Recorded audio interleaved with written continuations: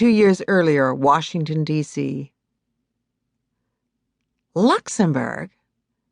Yes. Luxembourg? That's right.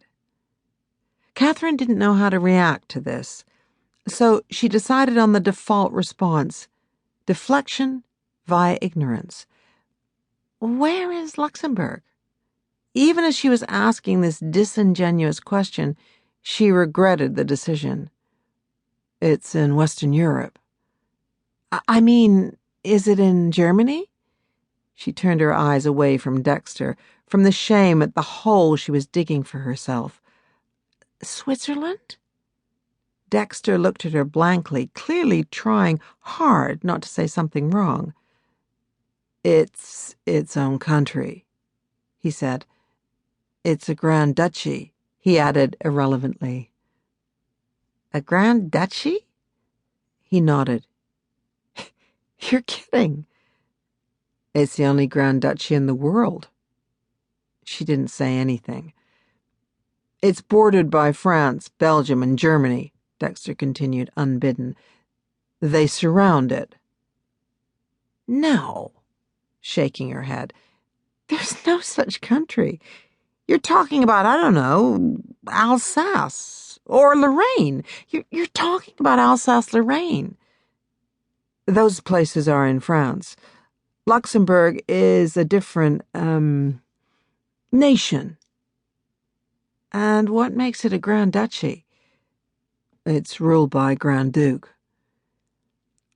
She redirected her attention to the cutting board, the onion in mid-mince sitting atop the counter that was threatening to separate entirely from the warped cabinetry beneath it, pulled apart by some primordial force, water or gravity or both, and thereby pushing the kitchen over the brink from acceptably shabby to unacceptably crappy, plus unhygienic and outright dangerous, finally forcing their hand on the full kitchen renovation that, even after editing out every unnecessary upgrade and aesthetic indulgence, would still cost $40,000 that they didn't have.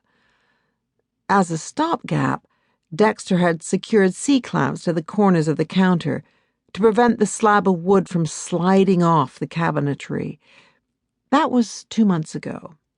In the meantime, these clumsily positioned clamps had caused Catherine to shatter a wine glass and, a week later, while slicing a mango, to bang her hand into a clamp, causing her knife to slip, the blade sliding silently into the meat of her left palm, bathing the mango and cutting board in blood.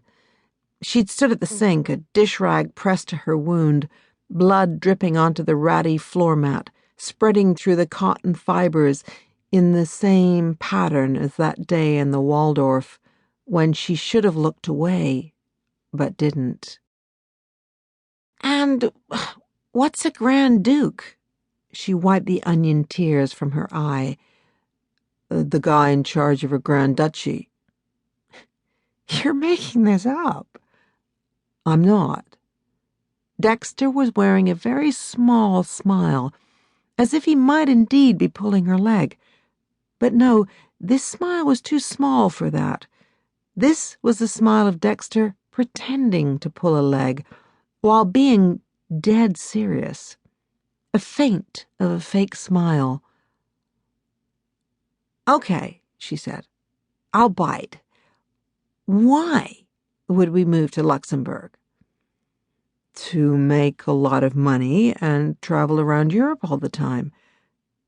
And there it was, the full, unrestrained smile. Just like we always dreamed. The open look of a man who harbored no secrets and didn't admit the possibility that other people did. This was what Catherine valued above all else in her husband.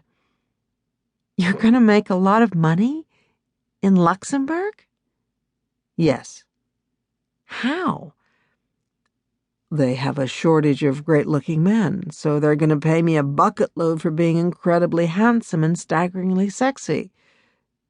This was their joke, had been their joke for a decade.